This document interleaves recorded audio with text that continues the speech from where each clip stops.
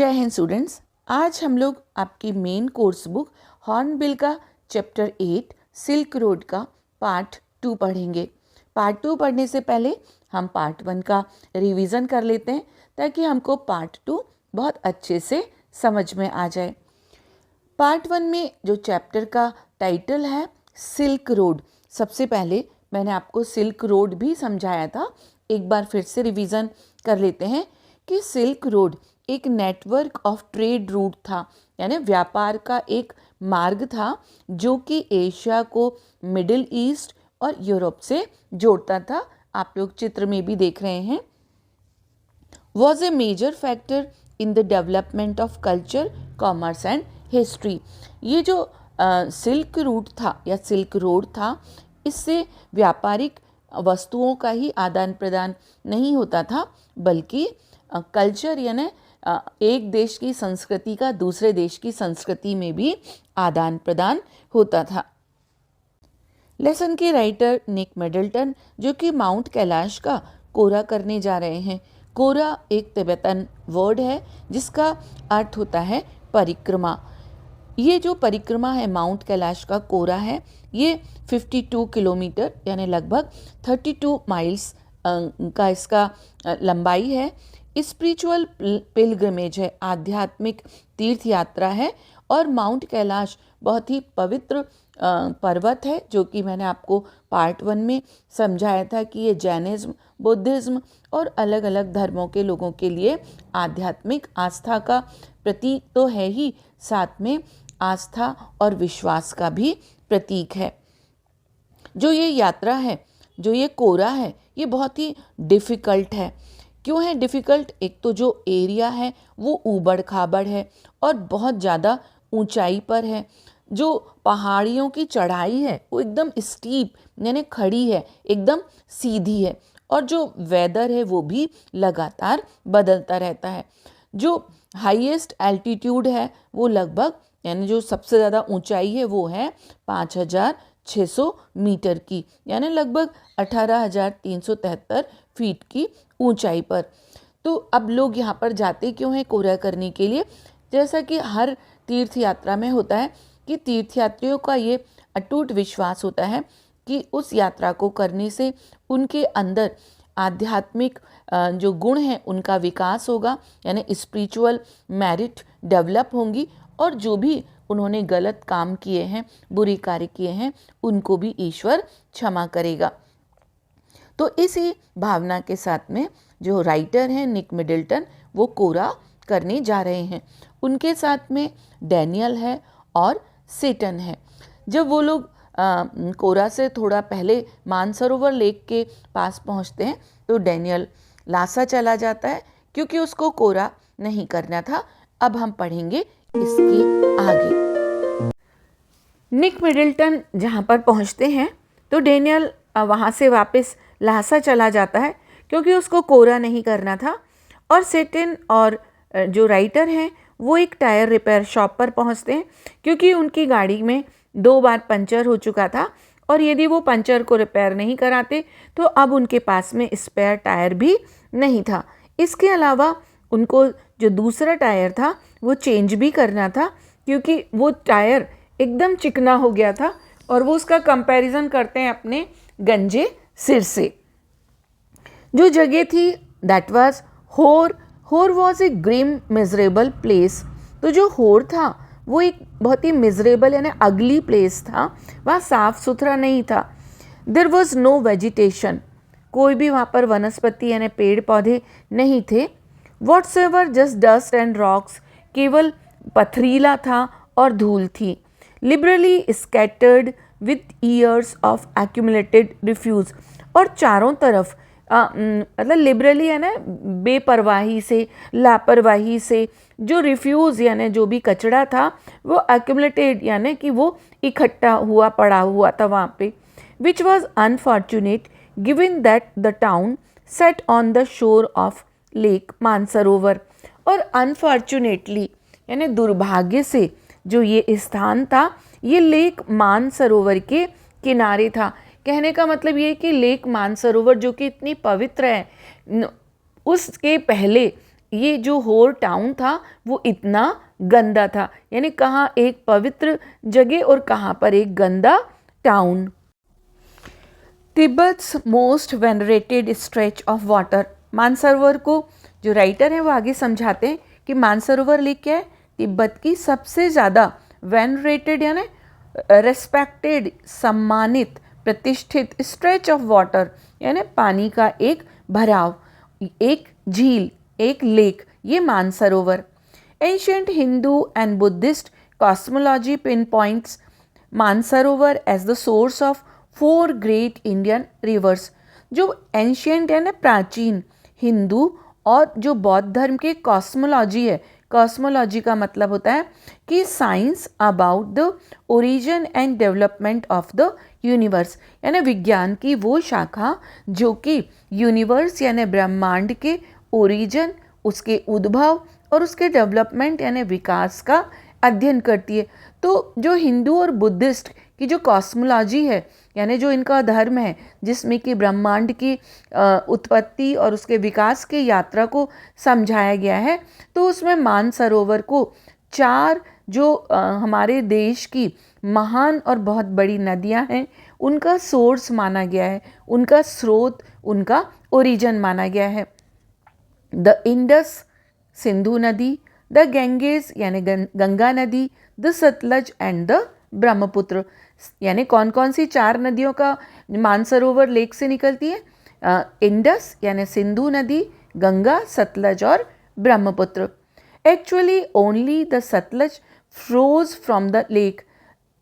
Writer कहते हैं असल में जो सतलज है वो ही मानसरोवर लेक से निकलती है, but the head water of others all rise near by on the flanks of the mount Kailash. और जो बाकी 3 नदियां हैं उनके, कौन सी 3 नदियां? गंगा, ब्रह्मपुत्र और सिंधु। जो 3 नदियां हैं वो head water of the other all rise, वो एक्चुअल में जो कैलाश पर्वत है उसकी साइड से निकलता है। We were within striking distance of the great mountain. अब हम लोग जो इतनी दूरी तय कर चुके थे कि हम लोग ग्रेट माउंटेन, कौन सा है? माउंट कैलाश, उससे बस थोड़ी ही दूरी पर थे। स्ट्राइकिंग डिस्टेंस है ना, बस थोड़ी ही दूरी पर थे। And I was eager to forge ahead, और मैं आगे जाने के लिए बहुत ज़्यादा उत्सुक था, क्योंकि अब हमारी यात्रा, जो हमारा लक्ष्य था, वो धीरे धीरे पूर्ण होने जा रहा था। But I had to wait, लेकिन मुझे इंतज़ार करना था। Satan told me to go and drink some tea in Horse Only Cafe, which, like all the other buildings in town, was constructed from badly painted concrete and had 3 broken windows. क्योंकि सीटन ने कहा कि मुझे और उसको अब को चाय पीनी है, और चाय पीने के लिए हूर जो टाउन था वहाँ पर एक ही चाय की दुकान थी, और वो भी जैसे उस टाउन की सारी और बिल्डिंग थी वैसे ही वो भी बहुत बुरी तरह से, यानी जो वो कंक्रीट से बनी हुई थी दीवार, और उस पर बहुत गंदा सा पेंट था, और 3 उसमें टूटी हुई खिड़कियां थी। किसमें? जो होर टाउन का जो एक कैफ़े यानी चाय की दुकान थी। The good view of the lake through one of them help me to compensate for the drought. तो राइटर कहते हैं कि उन तीनों में से एक खिड़की में से मुझको जो बहुत अच्छा व्यू दिख रहा था, किसका? लेक मानसरोवर का। तो इस तरह से मुझे वो कंपनसेट कर दिया, यानी वो जो गंदी दुकान थी, जो वहाँ का गंदा माहौल था, उस माहौल में बस एक ही चीज़ अच्छी थी कि मैं एक खिड़की में से लेक मानसरोवर को देख पा रहा था। I was served by Chinese youth in military uniform. मुझको चाय देने को एक चाइनीज़ यूथ आया जो कि वहाँ की मिलिट्री यूनिफॉर्म पहने था, यानी एक चाइना का चाइनीज़ जवान लड़का था। Who spread the grease around on my table with a filthy rag before bringing me a glass and a thermos of tea. वो मुझे एक ग्लास दे के गया और चाय का थर्मस, लेकिन उसने एक फिल्थी रैग, यानी एक फिल्थी यानी गंदा, रैग यानी पुराने कपड़े से जब उसने टेबल साफ़ की तो वो टेबल और ग्रीजी हो गई, ऑयली हो गई, यानी जो वो चाय की दुकान थी वहाँ पर भी साफ सफाई नहीं थी। Half an hour later Seton relieved me from my solitary confinement.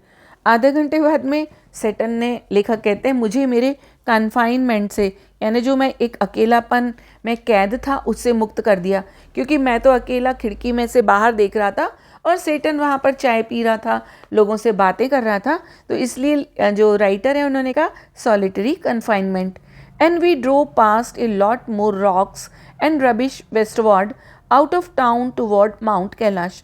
अब हम लोग आगे बढ़े।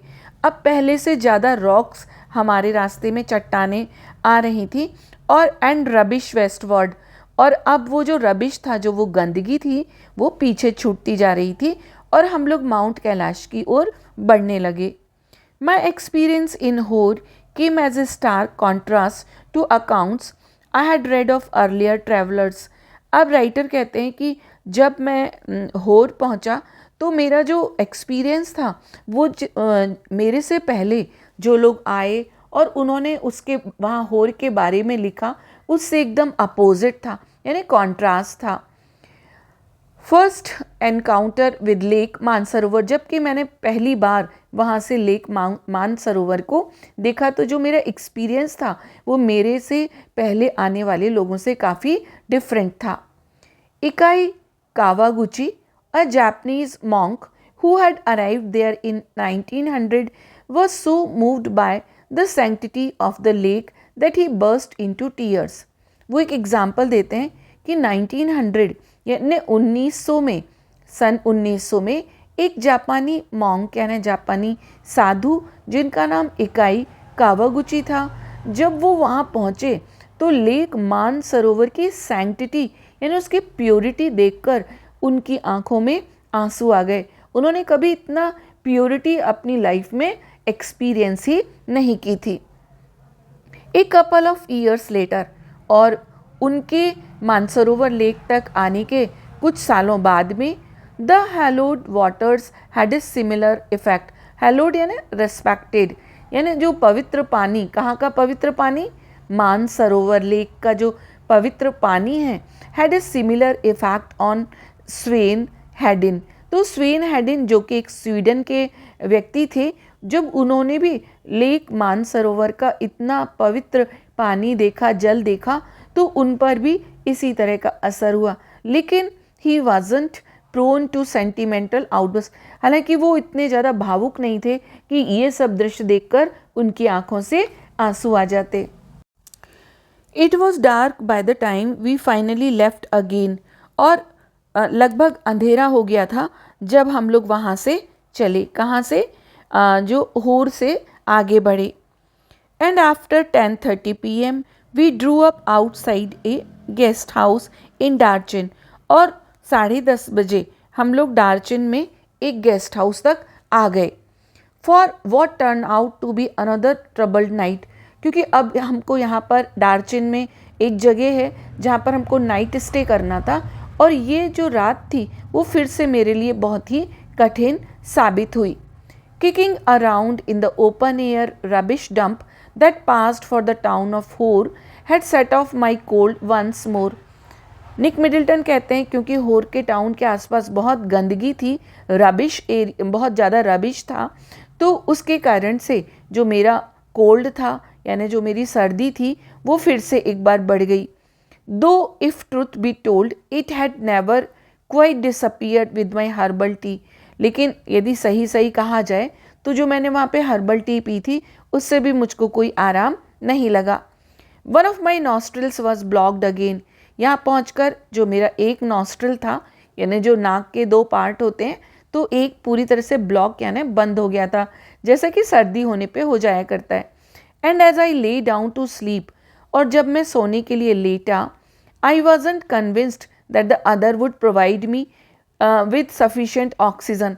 तो मुझको ये भरोसा नहीं था कि मैं एक नॉस्ट्रिल से, एक तो मेरा ब्लॉक हो गया था, उससे मुझे दूसरे वाले से सफिशेंट ऑक्सीजन मिल पाएगी, क्योंकि इतनी ऊंचाई पर वैसे ही ऑक्सीजन बहुत कम थी। My watch told me that I was at 4760 metres, जो मेरी वॉच थी वो बता रही थी कि हम लोग 4760 मीटर की ऊंचाई पर हैं। It wasn't much higher than Ravu. हालांकि हम लोग जब रावू में थे तो हम 5000 से ज़्यादा ऊपर की ऊंचाई पर थे। And there I had been gasping for oxygen several times every night. और वहाँ पर मैं कितनी बार ऐसा होता था कि हर रात जो मुझको अचानक से गैस्पिंग यानी ब्रेथलेसनेस हो जाता था, मुझको सांस नहीं आती थी। I had grown accustomed to these nocturnal disturbances by now. अब तक मैं जो ये नॉक्टर्नल जो रात के समय मुझको परेशानी होती थी सांस लेने में, उससे मैं अकस्टम्ड हो गया था, यानी मैं उससे फेमिलियर हो गया था। बट दे स्टिल स्केयर्ड मी, लेकिन मुझको अभी भी इनसे डर लगता था। टायर्ड एंड हंग्री, बुरी तरह से हम लोग थक चुके थे, भूख भी लगाई थी। I started breathing through my mouth, अब मैंने मुंह से सांस लेना शुरू किया। After a while I switch to single nostril power which seem to be admitting enough oxygen. थोड़ी देर में मुझे जो मेरा एक नॉस्ट्रिल तो ब्लॉक था, दूसरी से मुझको ऑक्सीजन लेने का मतलब मेरे में पावर आई। But just as I was drifting off, लेकिन जैसे ही मैं ड्रिफ्टिंग ऑफ यानी मैं सो रहा था, सोने जा रहा था, आई वोक अप अब्रप्टली। एब्रप्टली है ना सडनली, एकदम से मैं उठ गया। समथिंग वॉज रॉन्ग, ऐसा लगा कहीं ना कहीं कुछ तो गड़बड़ है।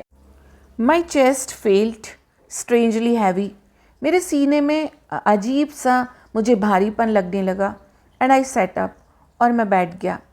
A movement that cleared my nasal passages almost instantly, और जैसे ही मैं बैठा तो मेरी जो नेज़ल पैसेज था यानी जो मेरी नाक जो ब्लॉक हो गई थी वो क्लियर हो गई। And relieve the feeling in my chest, और इससे मुझे जो सीने में भारीपन लग रहा था वो भी ठीक हो गया। क्यूरियस आई थॉट, ऐसा मैंने सोचा यानी महसूस किया। आई ले बैक डाउन, फिर से लेटा। एंड ट्राइड अगेन, फिर से मैंने सोने की कोशिश की। सेम रिजल्ट, वही रिजल्ट रहा। कौन सा? कि मैं लेटता हूँ तो मेरे सीने में भारीपन लगने लगता है। I was on the point of disappearing into the land of nod when something told me not to. जैसे ही मैं लगभग सोने ही जा रहा था, लैंड ऑफ नोड यानी स्टेट ऑफ स्लीप, तो ऐसा लगा जैसे कोई अंदर से मुझे आवाज़ आ रही हो कि तुम्हें सोना नहीं है। It must have been those emergency electrical impulses again. पक्का जो ये आवाज़ें आ रही थी ना, जो ये सिग्नल्स थे, जो हमारी बॉडी होती है इसमें सारे सिग्नल कौन देता है? हमारा नर्वस सिस्टम। तो ऑथर कहते हैं कि ये वही जो हमारा जो नर्व्स थी वही सिग्नल दे रही थी कि मुझे सोना नहीं है। But this was not the same as on previous occasions. लेकिन अभी ये सिग्नल जो मैं पिछली बार मेरे साथ हुआ था वैसे नहीं थे। क्या हुआ था पिछली बार? This time I wasn't gasping for breath, अभी मुझे मेरी सांस नहीं फूल रही थी। I was simply not allowed to go to sleep, बस अभी तो ये हो रहा था कि मैं सोना चाह रहा था लेकिन मैं सो नहीं पा रहा था। Sitting up once more immediately made me feel better, फिर से मैं बैठ गया तो मुझको अच्छा लगने लगा। I could breathe freely and my chest felt fine, बैठने पर मुझको आराम से सांस आती और मेरे सीने का भारीपन भी दूर हो जाता।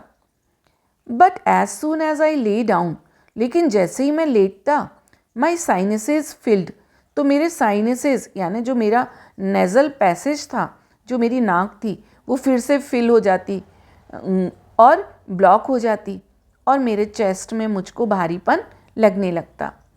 I tried propping my self upright against the wall, मैंने दीवार के सामने अपने आप को उठाने की कोशिश भी की। But now I couldn't manage to relax enough to drop off, लेकिन मैं सोने की कोशिश में कामयाब नहीं हो रहा था। I could not put my finger on the reason, अब इसका मैं कोई कारण तो सही नहीं बता सकता, लेकिन एक बात थी, I was afraid to go to sleep, कि मुझे सोने में डर लग रहा था। A little voice inside me was saying that if I did I might never wake up again, कि मुझे ये ऐसा लग रहा था कि जैसे मेरे अंदर से कोई आवाज़ आ रही है कि यदि तुम सोए तो फिर कभी नहीं उठ पाओगे। So I stayed awake all night, इसलिए मैं पूरी रात भर जागता रहा। Seton took me to the Darchin Medical College the following morning. अगले दिन सुबह सिटन मुझको डार्चन मेडिकल कॉलेज में ले गया। The medical college at Darchen was new, Darchen का मेडिकल कॉलेज बिल्कुल नया था। And looked like a monastery from the outside, और जो बाहर से उसकी बनावट थी वो मेडिकल कॉलेज जैसी नहीं लगती थी, बल्कि मॉनेस्ट्री, मॉनेस्ट्री यानी वो प्लेस जहाँ पर मॉन्क यानी जो साधु रहते हैं, या फिर प्रीस्ट यानी जो जहाँ पर कि धार्मिक पर्पज से साधु महात्मा रहते हैं, उसको क्या कहा जाता है, मॉनेस्ट्री। तो उसकी जो बाहर से उसका आर्किटेक्ट था वो मॉनेस्ट्री जैसा था।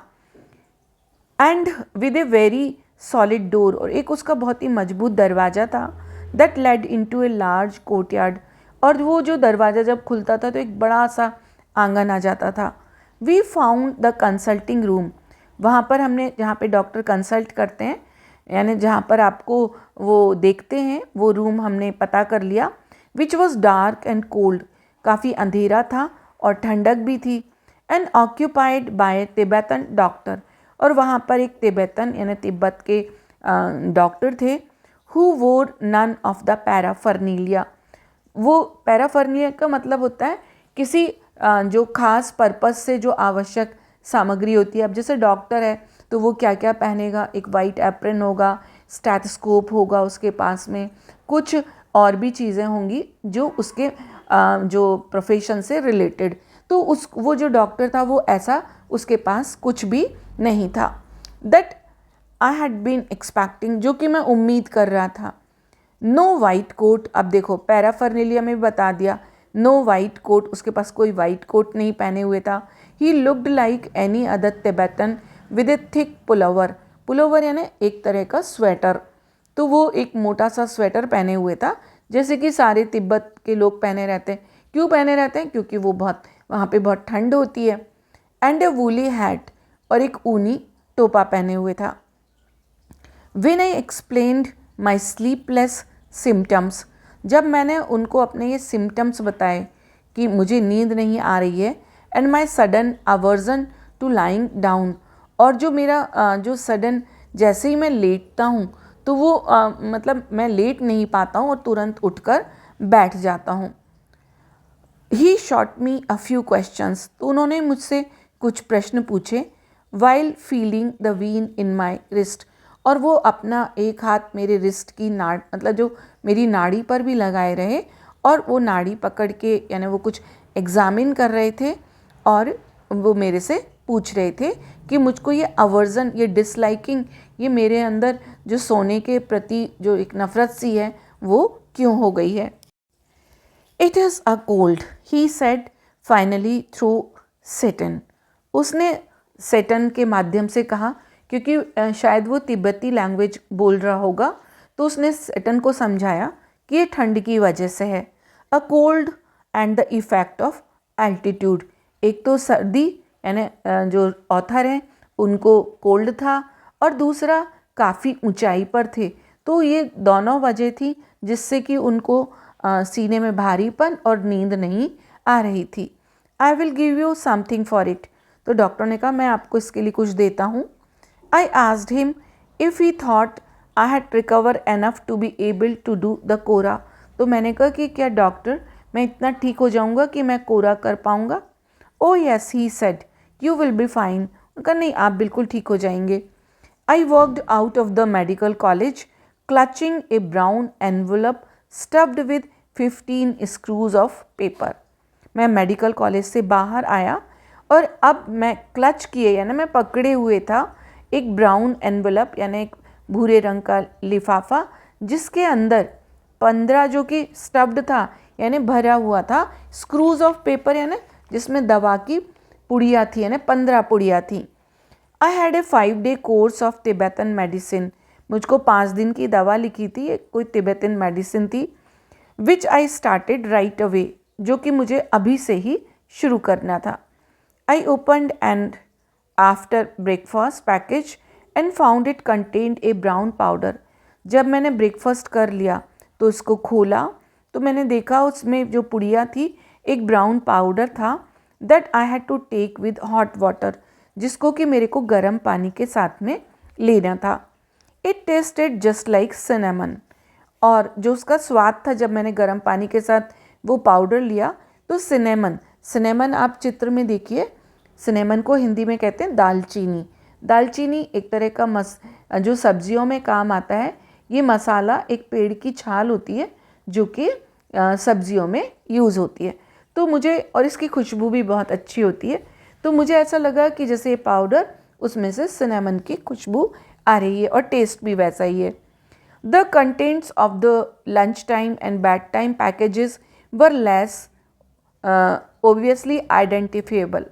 तो जो ब्रेकफास्ट वाली पुड़िया थी वो तो मुझे कुछ समझ में आया, लेकिन जो लंच टाइम और बेड टाइम की जो पुड़िया थी उनके कंटेंट्स मैं उनको आइडेंटिफाई नहीं कर पाया, यानी वो अलग अलग दवाएं थी।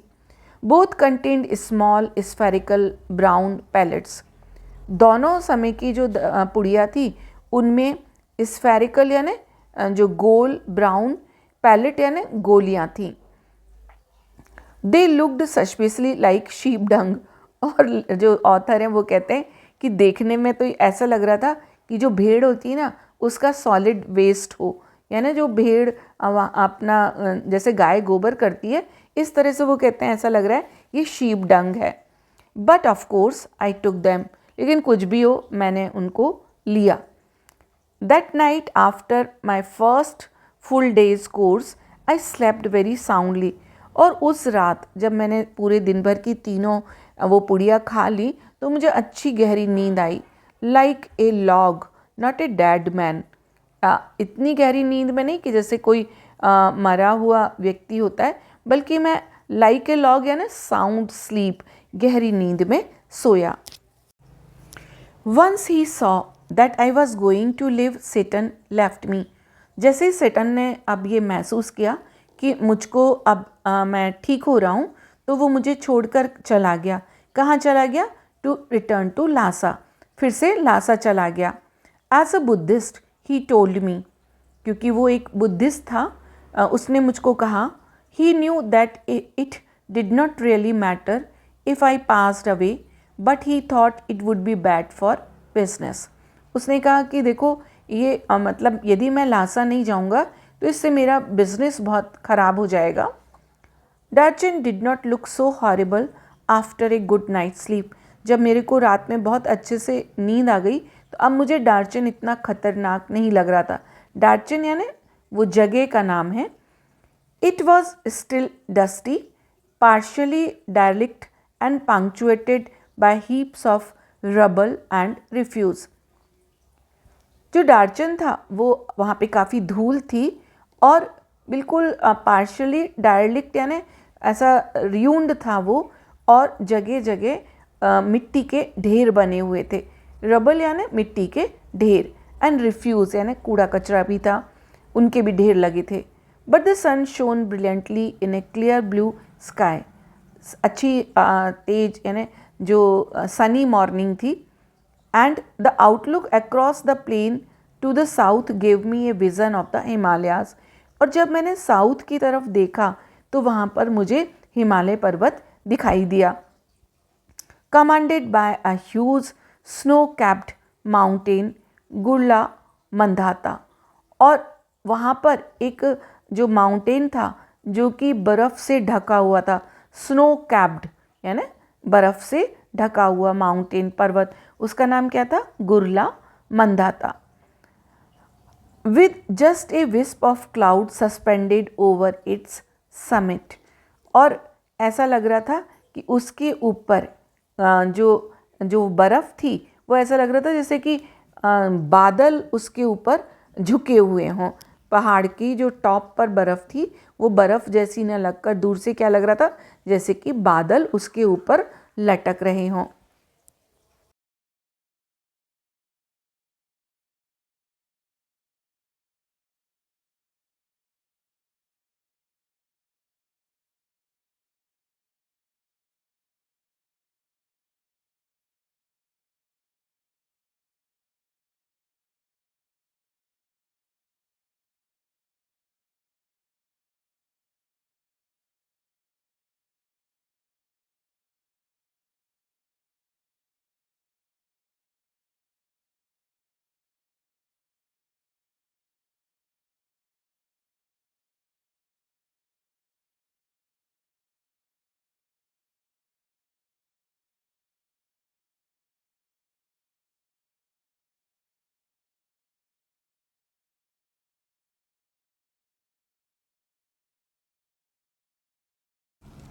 The town had a couple of rudimentary general stores selling Chinese cigarettes.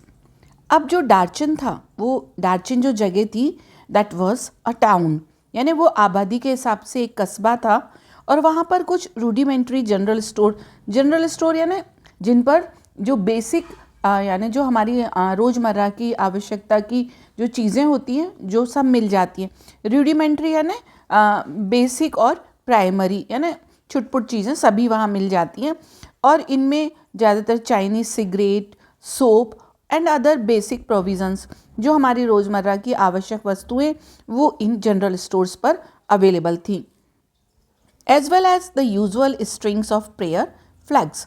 और इसके अलावा जो तिब्बती लोग, जो बौद्ध धर्म के लोग, जो अपना प्रेयर के लिए प्रार्थना के समय जो फ्लैग का यूज़ करते हैं, उनके वो भी वहाँ पर बिक रहे थे। इन फ्रंट ऑफ वन यानी उनमें से एक जनरल स्टोर के सामने। Man gathered in the afternoon for a game of pool. तो वहाँ पर आदमी इकट्ठा थे और वो पूल का खेल खेल रहे थे। आप लोग चित्र में भी देख सकते हैं, एक तरह का जैसे कैरम जैसा बोर्ड है, उस पर बॉल्स रहती हैं और उसको खेला जाता है। The battered table looking supremely incongruous in the open air. तो वो जो टेबल थी वो कैसी, बहुत ही अजीब सी, इनकॉन्ग्रुअस है ना, अजीब सी लग रही थी क्योंकि वो बिल्कुल खुले में खेल रहे थे। While nearby women washed their long hair in the icy water of a narrow brook that babbled down past my guest house. वहीं पास में जो लेडीज़ थीं, औरतें थीं, वो एक नैरो ब्रूक यानी एक झरना था, काफ़ी सकरा सा था, और उसके ठंडे पानी में अपने लंबे बाल धो रही थीं।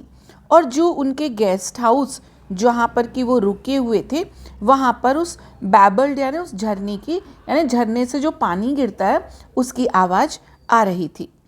Darchen felt relaxed and अनहरीड। जो डार्चन शहर था, ऐसा लग रहा था कि वहाँ के लोग काफ़ी रिलैक्स्ड हैं, कोई टेंशन नहीं है, उनको कोई हरीनेस यानी कोई जल्दबाजी नहीं है। For me it came with a significant drawback. लेकिन मेरे लिए तो ये एक डिसएडवांटेज था, यानी मेरे लिए तो एक काफ़ी कहना चाहिए खटकने वाली बात थी। There were no pilgrims. क्यों? क्योंकि अभी यहाँ पर कोई भी पिलग्रिम्स, देखिए ये बहुत इंपॉर्टेंट वर्ड है, पिलग्रिम एंड पिलग्रिमेज, तीर्थयात्रा, तीर्थयात्री, वहाँ पर कोई तीर्थयात्री नहीं थे। इसीलिए जो डार्चन शहर था, जो डार्चन टाउन था, दैट वॉज रिलैक्स्ड एंड अनहरीड, क्योंकि वहाँ पर जो लोगों की संख्या बहुत कम थी। I had been told that at the height of the pilgrimage season, the town was bustling with visitors. मुझे बताया गया कि जब पिलग्रिमेज यानी जो वो कोरा का सीज़न आता है, उस समय पर वहाँ पर आने जाने वालों की बसलिंग यानी एकदम भीड़ इकट्ठी हो जाती है। Many brought their own accommodation. बहुत सारे लोग तो अपना खुद का अकोमोडेशन, अब अकोमोडेशन इन रहने की जगह, तो उतनी ऊंचाई पर रहने की जगह कौन सी होगी, यानी वो अपने फोल्डिंग टेंट्स लेकर आते हैं। Enlarging the settlement round its edges as they set up their tents. और वो क्या करते हैं, आके और अपने टेंट्स को सेटल कर लेते हैं। Which is spilled down on the plain. और क्योंकि जहाँ के प्लेन एरिया है वहाँ पर, उस पर वो वहाँ पर टेंट लगा लेते हैं। I timed my arrival for the beginning of the season, but it seemed I was too early. असल में ऐसा लग रहा था कि मैंने जो सीज़न है, किस चीज़ का सीज़न, जो कोरा का सीज़न है, मैं उस सीज़न के काफ़ी पहले ही वहाँ पर आ गया हूँ। वन आफ्टरनून, एक दिन दोपहर को, आई सेट पॉन्डरिंग यानी मैं सोच रहा था, माई ऑप्शंस कि मेरे सामने क्या क्या ऑप्शन है, क्या क्या विकल्प है। और ये कब सोच रहा था, मैं डार्चन का जो एकमात्र कैफेटेरिया था जहाँ पर कॉफ़ी और चाय मिलती थी, वहाँ पर चाय पीते हुए। आफ्टर ए लिटिल कंसिडरेशन, थोड़ी देर बाद में, आई कंक्लूडेड दे वर सीवियरली लिमिटेड। तो मैंने ये देखा कि मेरे जो ऑप्शंस हैं, दे किसके लिए आया यहाँ पर, ऑप्शंस के लिए, कि वो बहुत ही लिमिटेड मेरे पास ऑप्शन बचे हैं। Clearly, I hadn't made much progress with my self-help program on positive thinking. और ये बात साफ थी कि अब मेरे को अपना जो पॉजिटिव थिंकिंग का, यानी मैं खुद से ही ऐसा काम करूं या मैं खुद की मदद करूं ताकि मेरे जो विचार हैं वो पॉजिटिव रहें. In my defense, it hadn't been easy with all my sleeping difficulties. अब मैं अपने आप का ही बचाव भी कर रहा था. डिफेंस है ना, बचाव, कि ऐसा संभव क्यों नहीं है, क्योंकि मेरे को सोने में बहुत परेशानी है. तो यदि मैं प्रॉपर सो नहीं पाऊँगा तो मेरी जो थिंकिंग है वो भी उससे अफेक्ट होगी. But however I looked at it, I could only wait. The pilgrimage trail was well trodden. जो वो तीर्थ यात्रा वाला मार्ग था, वेल ट्रोडन यानी उस पर काफ़ी निशान बने हुए थे, यानी लोग वहाँ पे उस पर चल चुके थे. But I didn't fancy doing it alone. लेकिन मेरे में इतनी हिम्मत नहीं थी, या मैं ये इमेजिन नहीं कर सकता था कि अब मैं अकेला ही कोरा करूँ. The kora was seasonal because parts of the route were liable to blockage by snow. ये कोरा सीजनल है, यानी अकॉर्डिंग टू सीज़न वहाँ पर पिलग्रिम्स आते हैं, क्योंकि जब बहुत ज़्यादा ठंड होती है तो जो रास्ता होता है वो बर्फ़ से ढक जाता है. I had no idea whether or not the snow had cleared. अब मुझे ये भी नहीं पता था कि रास्ते की बर्फ़ हट भी गई है या नहीं हटी है. But I wasn't encouraged by the chunks of dirty ice that still clung to the banks of Darchin's brook. लेकिन कुछ भी हो, जो डार्चिन में वो जो छोटी नदी थी या छोटा नाला था, उस पर जो बर्फ़ के टुकड़े जमे हुए थे, उन टुकड़ों को देखकर भी मेरे अंदर कोई निराशा नहीं हुई. क्यों? क्योंकि जब यहाँ बर्फ़ है तो आगे तो बर्फ़ होगी ही. पर मैं इससे डिस्करेज नहीं हुआ. सिंस सेटन हैड लेफ्ट, अब सेटन भी जा चुका था क्योंकि सेटन गाइड था. I hadn't come across anyone in Darchin with enough English to answer even this most basic question. और डार्चन में कोई ऐसा व्यक्ति नहीं था कि जो अंग्रेजी में मुझे समझा सके ये मेरा बेसिक सा क्वेश्चन कि क्या आगे के रास्ते में बर्फ़ मिलेगी या नहीं मिलेगी. Until that is, I met Norbu. और मेरी ये परेशानी वैसी ही रही. कब तक? जब तक कि मैं नॉर्बू से नहीं मिला. अब ये नॉर्बू कौन है? The cafe was small, dark and cavernous. जो वो डार्चन का एकमात्र कैफ़े था वो छोटा था और वहाँ पर अंधेरा था. और कैवर्नस है ना, केव लाइक है ना, गुफा जैसा था, काफ़ी अंदर तक लंबा, जैसे एक गुफा होती है उस टाइप का. With a long metal stove that rain down the middle. और एक लंबा सा मेटल का स्टोव रखा था जो कि उस होटल के बीचों बीच में जलता रहता था. क्यों? ताकि वहाँ पर चाय कॉफ़ी बन सके. The walls and ceiling were wreathed in sheets. और जो उसकी जो वॉल्स थी, दीवारें थी, और जो छत थी, जो उन पे जो शीट लगी हुई थी वो कैसी थी? वो ट्विस्टेड हो गई थी, यानी वो मुड़ी हुई थी. Of multi coloured plastic. और वो किसकी, जो उसकी सीलिंग थी वो किसकी थी? मल्टी कलर्ड, जो प्लास्टिक यानी रंग बिरंगी जो पॉलीथीन या प्लास्टिक शीट्स थी जो कि वो ट्विस्टेड थी, उससे वो कवर्ड थी. Of the striped variety, broad blue, red and white, that is made into stout voluminous shopping bags sold all over China. अब राइटर कहते हैं कि जो स्ट्राइप्ड वैरायटी थी जो उस कैफ़े में थी, वो कहीं पर चौड़ा सा नीले रंग का, फिर लाल और फिर सफ़ेद, और इस तरह से वो आपस में मिलकर गुथे हुए थे, यानी थोड़े स्टाउट यानी मोटे से हो गए थे. और काफ़ी ऐसा लग रहा था जैसे कि काफ़ी बड़ा सा शॉपिंग बैग टाइप का हो, जो कि चाइना पूरी दुनिया में जो एशियन कंट्रीज़ हैं और यूरोप में सेल करता है. यानी as such plastic must rate as one of China's most successful export along the silk road today.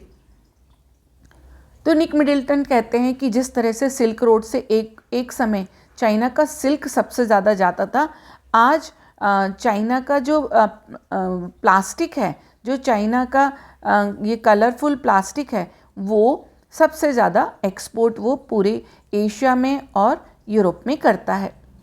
The cafe had a single window beside which I had taken up position so that I could see the pages of my notebook.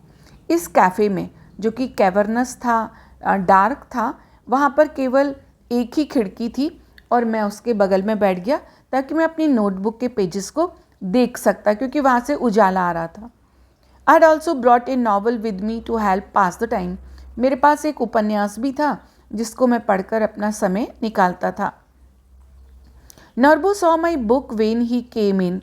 अब नॉर्बू ने जब मेरी किताब देखी तो वो मेरे पास आया and asked with a gesture if he could sit opposite me at my rickety table. तो उसने कहा क्या मैं आपके सामने बैठ सकता हूँ.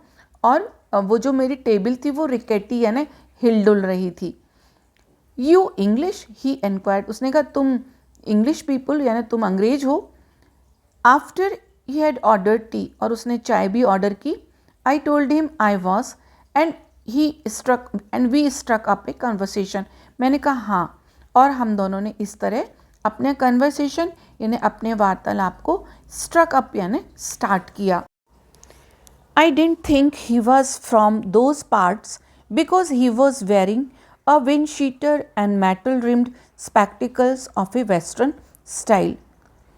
मुझे ऐसा लग रहा था कि वो वहाँ का नहीं था क्योंकि वो एक विंड-शीटर पहने हुए था, यानी जैकेट, विंड-शीटर ठंड से बचाव वाली जैकेट पहने हुए था, और उसका जो स्पेक्टिकल्स यानी जो चश्मा था वो भी मेटल का उसका फ्रेम था और एक वेस्टर्न स्टाइल का था.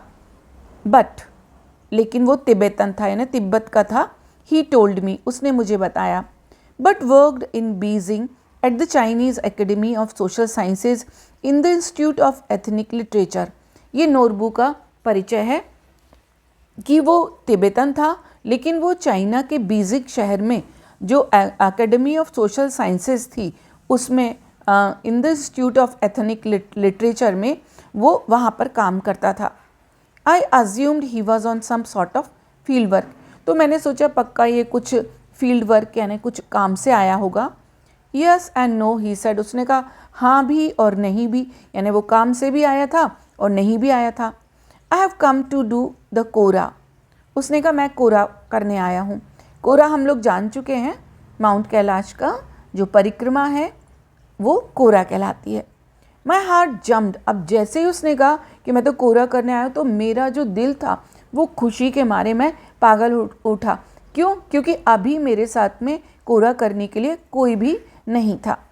Norbu had been writing academic papers about the Kailash kora. Actual में नोरबू कैलाश के कोरबा के बारे में कुछ लिख रहा था and it's importance in various works of Buddhist literature for many years. और जो बौद्ध लोगों का साहित्य है उसमें कोरा का क्या इम्पोर्टेंस है, इस पर वो राइटिंग वर्क कर रहा था. ही told me but he had never actually done it himself. तो उसने कहा कि मैंने कोरा के बारे में तो मैं लिख रहा हूँ पर मैंने कभी कोरा नहीं किया है. When the time came for me to tell him what brought me to Darchin, his eyes lit up. अब जब मैंने उसके बारे में सब कुछ पूछ लिया तो उसने मुझसे पूछा कि ऐसा क्या बात है कि आप यहाँ पर डार्चिन में आए. His eyes lit up. अब तो उसकी आंखें खुली की खुली रह गईं. We could be a team. क्योंकि जब मैंने बताया कि मैं भी कोरा करने आया हूँ तो he said excitedly, वो बहुत ज़्यादा खुश हो गया और उसने कहा कि अब तो हम दोनों मिलके टीम बन सकते हैं क्योंकि हम दोनों का मकसद एक ही है. Two academics who have escaped from the library. और हम दोनों ही एकेडमिक्स हैं, हम दोनों ही शिक्षा के क्षेत्र से जुड़े हुए हैं जिनका काम लाइब्रेरी में होना चाहिए था लेकिन अब हम यहाँ कोरा कर रहे हैं. Perhaps my positive thinking strategy was working after all. मुझे भी भरोसा हो गया कि मैं जो अपने आप से कह रहा था कि पॉजिटिव सोचो, सही सोचो, तो वो मेरी स्ट्रेटजी यानी जो मेरी पॉलिसी थी कि हमेशा पॉजिटिव सोचो, उसने यहाँ पर कमाल कर दिया, काम कर दिया, क्योंकि मुझे अब मेरा एक साथी मिल गया कोरा पूरा करने के लिए. My initial relief at meeting Norbu, who was also staying in the guest house, was tempered by the realization that he was almost as ill-equipped as I was for the pilgrimage.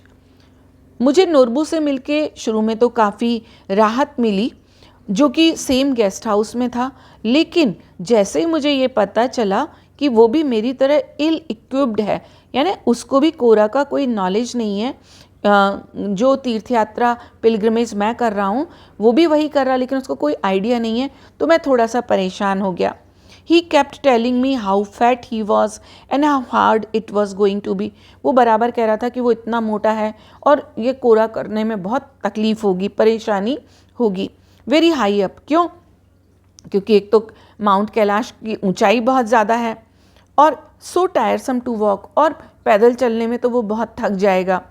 He wasn't really a practising Buddhist. Actual में वो कोई ऐसा जो Buddhist लोग होते हैं ना, बहुत धार्मिक, तो उस तरह का वो नहीं था। It transpired but he had enthusiasm and he was of course Tibetan. किसी तरह से उसकी बातों से ये ट्रांसपायर्ड यानी ये इन्फॉर्मेशन लीक हो गई, यानी मुझे पता चल गया, लेकिन वो काफ़ी उत्साही था और तिब्बतन तो था ही। Although I had originally envisaged making the trek in the company of devout believers. हालांकि मुझे जो था कि मैं ये पहले ही प्रिडिक्ट या पता चल गया था कि जो ट्रैक है, जो कि वहाँ पर डिवोट बिलीवर्स यानी जो बहुत गहरी आस्था रखते हैं, उनके द्वारा रास्ते का मुझे थोड़ा सा पहले ही पता चल गया था। On reflection, I decided that perhaps Norbu would turn out to be the ideal companion. तो इससे, क्योंकि मैंने इसके पहले कोरा नहीं किया था और वहाँ पर क्या क्या परेशानियाँ या क्या होगा, तो जो लोग बहुत ज़्यादा आस्था रखते थे उनसे मुझको थोड़ा सा पता चल गया था, तो मैंने ये समझ लिया कि नोरबू मेरे लिए सबसे अच्छा कंपेनियन होगा कोरा के लिए। He suggested we hire some yaks to carry our luggage. Norbu ने कहा हम लोग कुछ याक हायर कर लेते हैं। याक यानी पहाड़ी क्षेत्रों पे पाया जाने वाला एक, जैसा कहना चाहिए कि घोड़े जैसा एक प्राणी होता है, तो उसने कहा हम लोग कुछ याक हायर कर लेते हैं जो हमारा सामान लेकर चलेंगे। Which I interpreted as a good sign. मैंने कहा ये तो बहुत अच्छी बात है। And he had no intention of prostrating himself all round the mountain. और उसने ये भी बताया कि माउंट कैलाश का कोरा करने में उसका प्रोस्ट्रेट यानी जो साष्टांग प्रणाम करना, यानी ज़मीन पर लेट कर कोरा करने का कोई प्लान नहीं है। कैसे? पहले कुछ लोग इस तरह से परिक्रमा करते हैं कि पूरा ज़मीन पर लेट जाते हैं, फिर आगे बढ़ते हैं, फिर लेट जाते हैं, तो इस तरह से उसको कोरा नहीं करना है। Not possible, he cried. उसने कहा ये पॉसिबल नहीं है। Collapsing across the table in hysterical laughter. और वो इतनी जोर जोर से हंसने लगा और जो टेबल पर एकदम से कोलैप्स यानी धम से गिर के हंसने लगा। It wasn't his style and anyway his tummy was too big. हालांकि ये उसकी स्टाइल नहीं थी, लेकिन वो इतना मोटा था कि मतलब उसके इस तरह से कोरा करना उसके बस की बात नहीं थी।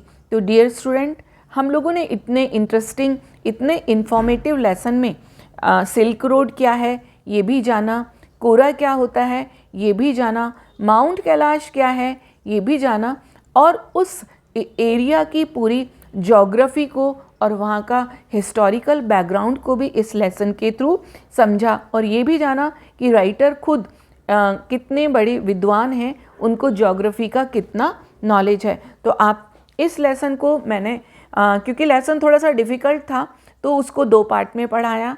आप बार बार पढ़ें और पढ़ने के बाद में बिल्कुल आसान है। आप इन जो क्वेश्चंस दिए गए हैं उनके आंसर्स को, बहुत सारे आंसर्स तो आपको मैंने पढ़ाते समय ही समझा दिए हैं, तो वो आंसर्स को आप याद कीजिए। नेक्स्ट वीडियो तक के लिए जय हिंद।